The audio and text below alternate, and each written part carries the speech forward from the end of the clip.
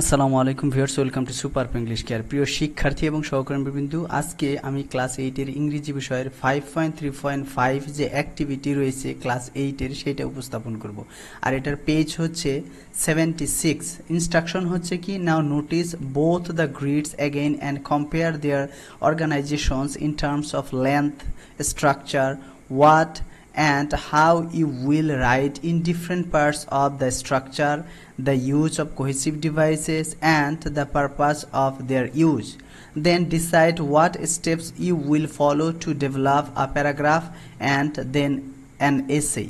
Later share the steps with the whole class. While one group is presenting, take notes and give feedback afterwards. এখন এটার বাংলা অর্থ হচ্ছে, এখন আবার grid দুটি লক্ষ্য করো এবং দৈর্ঘ্য, গঠন এবং বিভিন্ন অংশে তুমি কি লিখবে এবং কিভাবে লিখবে, এর ব্যবহার এবং সেগুলোর উদ্দেশ্য বর্ণনা করার জন্য গ্রিডগুলোর বিন্যাস তুলনা করো। তারপর প্যারাগ্রাফ এবং সেখান থেকে এসে তৈরি করতে তুমি যে ধাপগুলো অনুসরণ করবে তা স্থির করো। পরবর্তীতে শ্রেণীতে তা শেয়ার করো। একটি দলের উপস্থাপনের সময় অন্য দল নোট নিবে এবং পরবর্তীতে ফিডব্যাক দেবে। এখন আমাদের 77 নাম্বার বইয়ে পেজে দেওয়া রয়েছে, বইয়ের 77 নম্বর পেজে একটা ছক দেওয়া রয়েছে এবং এই ছকের 1, 2, 3 তিনটা কলাম রয়েছে। তার মধ্যে দুটো কলাম পূরণ করা রয়েছে, আমাদের একটা কলাম পূরণ করতে হবে এবং এরপরে আমাদের স্টেপ লিখতে হবে যে কিভাবে আমরা এসে লিখব এবং প্যারাগ্রাফটা লিখব।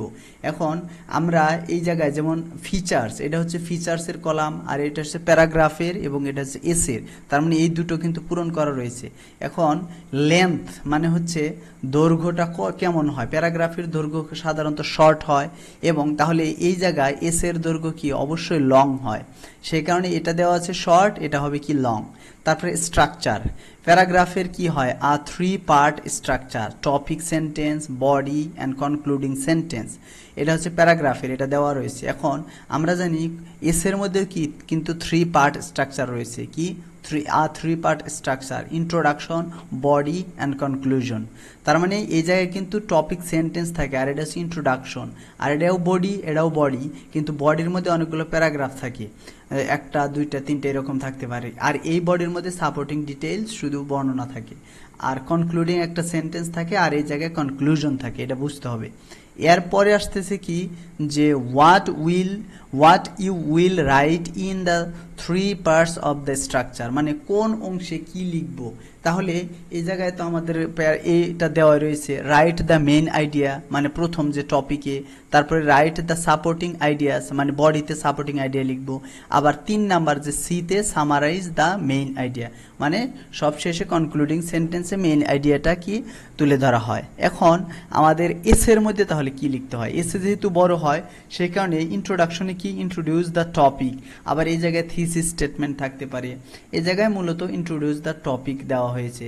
তাহলে বিতে কি থাকে, ইন্ট্রোডাকশনের পার্ট গেল, বডি হচ্ছে কি বিতে, right the supporting ideas through examples, reasons and statistics about the topic in different paragraphs. বডির মধ্যে যেহেতু বডি পার্ট, এই জায়গায় আইডিয়া কি আমাদের যে মেইন টপিক রয়েছে সেইটাকে করার জন্য, ডেভেলপ করার জন্য বিভিন্ন ধরনের আইডিয়া, তারপরে এক্সাম্পল, উদাহরণ দেওয়া হয়, কারণ দেওয়া হয়, তথ্য তুলে ধরা হয় এবং এটা বিভিন্ন প্যারাগ্রাফে উপস্থাপন করা হয়। তার মানে এটা হচ্ছে কি এস এর পার্ট। এরপরে হচ্ছে যে সি নাম্বারে আমাদের কনক্লুশনে কি থাকে, এই 3 নাম্বার পার্ট কিন্তু কনক্লুশন সি। তাহলে summarise all the key points and restate the thesis. আমরা জানি যে কনক্লুশনে নতুন কোনো কিছু অ্যাড করতে হয় না, শুধু আমাদের বডিতে যা থাকে ওই পয়েন্টগুলো এই জায়গায় সংক্ষিপ্ত আকারে উপস্থাপন করা হয়, আর যদি স্টেটমেন্ট থাকে তাহলে ওই নিজের যে যে রাইটার রয়েছে তার স্টেটমেন্টটা আবার এই জায়গায় বলা হচ্ছে, থিসিসটা কি করা হয়, থিসিস স্টেটমেন্টটা আবার পুনরায় বলা হয়, পুনর্ব্যক্ত করা হয়। এরপরে রয়েছে যে কি 4 নম্বর যেটা রয়েছে, you will use sentences or paragraphs. এখন প্যারাগ্রাফের জন্য কি ব্যবহার করা হয়, সেন্টেন্স ব্যবহার করা হয়, আর এসের জন্য প্যারাগ্রাফস ব্যবহার করা হয়, সেই কারণে এই জায়গায় হচ্ছে সেন্টেন্সেস আর এই জায়গায় হচ্ছে প্যারাগ্রাফ। আবার বলা হচ্ছে the cohesive devices used in the text, কোন কোন কোহেসিভ ডিভাইসগুলো ব্যবহার করা হয়, and, firstly, secondly, overall, etcetera. এগুলো মূলত এর আগে যে আমাদের একটা প্রশ্নের বার যে দেওয়া রয়েছে, প্যারাগ্রাফ দেওয়া রয়েছে, ওই জায়গা থেকে তুলে ধরা হয়েছে। আর এই কোহেসিভ ডিভাইস মূলত একই হতে পারে, সমস্যা নাই, তবু ওই জায়গায় দেওয়া রয়েছে। দিয়েছি আমি কি firstly, secondly, finally, besides, ফার্দারমোর, in conclusion, এগুলো ব্যবহার করা হয়। আরও অনেকগুলো ব্যবহার করা হয়, এগুলো কম বেশি হতে পারে, এটা কোনো সমস্যা না, কোহেসিভ ডিভাইস অনেক রয়েছে।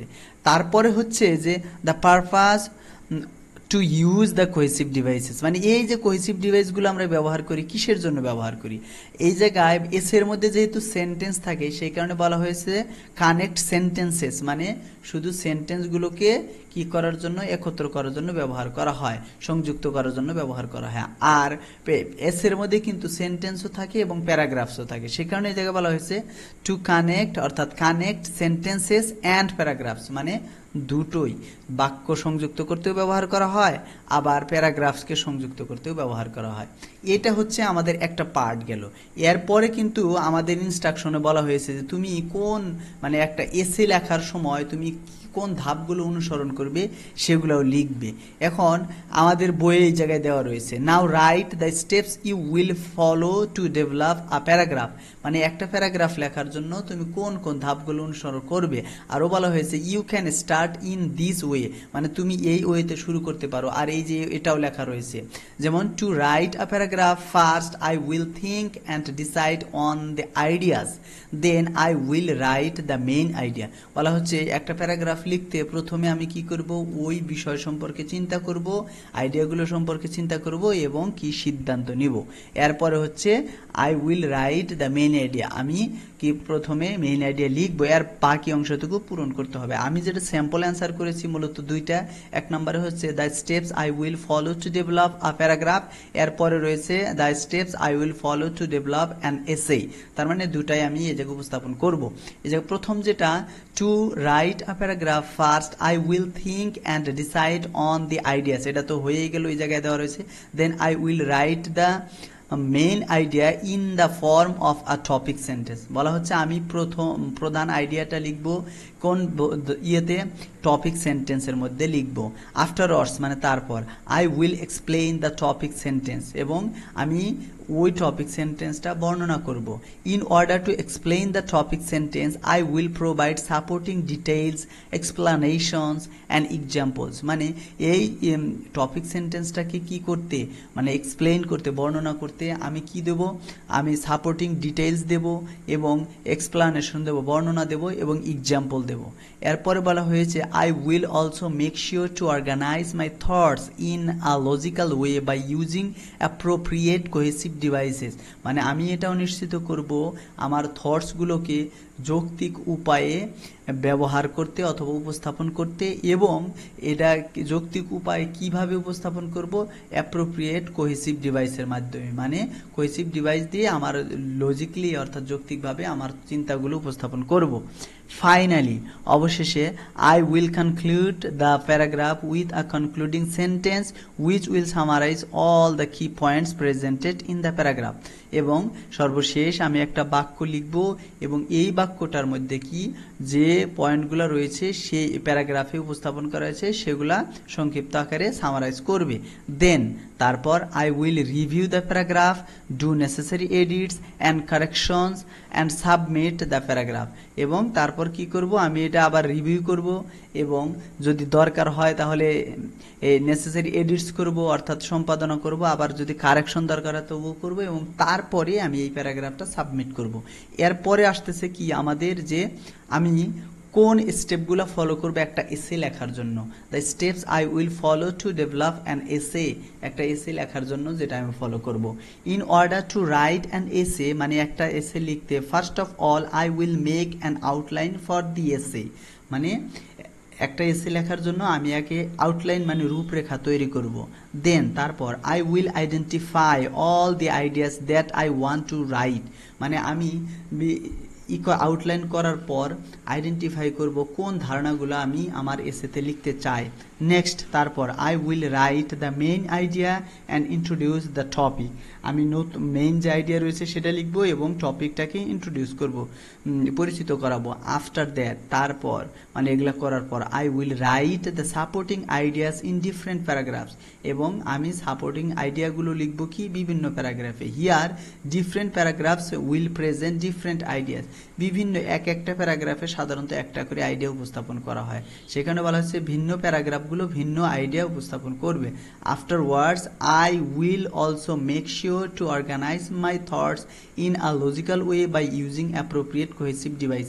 আমি ওইটার মতোই লিখেছি, প্যারাগ্রাফে যেরকম করব যে আমি নিশ্চিত করব যে অ্যাপ্রোপ্রিয়েট যথোপযুক্ত কোহেসিভ ডিভাইস ব্যবহার করে আমার যে চিন্তাগুলোকে যৌক্তিক উপায়ে সাজিয়েছি। ফাইনালি, অবশেষে I will end the essay with a conclusion which will summarise all the key ideas presented in the এসে।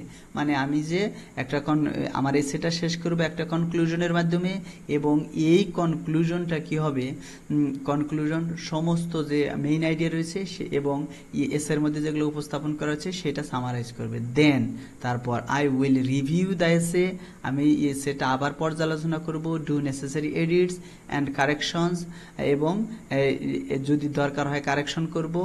আফটার ডুইং অ্যাবাভ অ্যাক্টিভিটিস, এই উপরের কাজগুলো করার পর I will submit the essay, এবং আমার কি এসেটা সাবমিট করব। আর এইভাবেই তোমরা যারা শিক্ষার্থী রয়েছে এগুলা লিখতে পারো। এরপরে কিন্তু আমাদের এসের নমুনা লিখতে হবে, একটা প্যারাগ্রাফ লিখতে হবে, এবং এরপরে আবার যে কি লিখতে হবে, একটা এসে লিখতে হবে, কিভাবে লিখতে পারি। আর আমার এই ভিডিও দেখে অবশ্যই উপকৃত হয়েছো আমার মনে হয়। ভিডিওটা কেমন লাগলো অবশ্যই জানাবে, যদি ভালো লেগে থাকে তাহলে অবশ্যই একটা সুন্দর কমেন্ট করবে, এবং আমার ইউটিউব চ্যানেল যদি এখনো সাবস্ক্রাইব না করে থাকো অবশ্যই সাবস্ক্রাইব করবে। আজকের মতো এখানে শেষ করতেছি। আসসালামু আলাইকুম।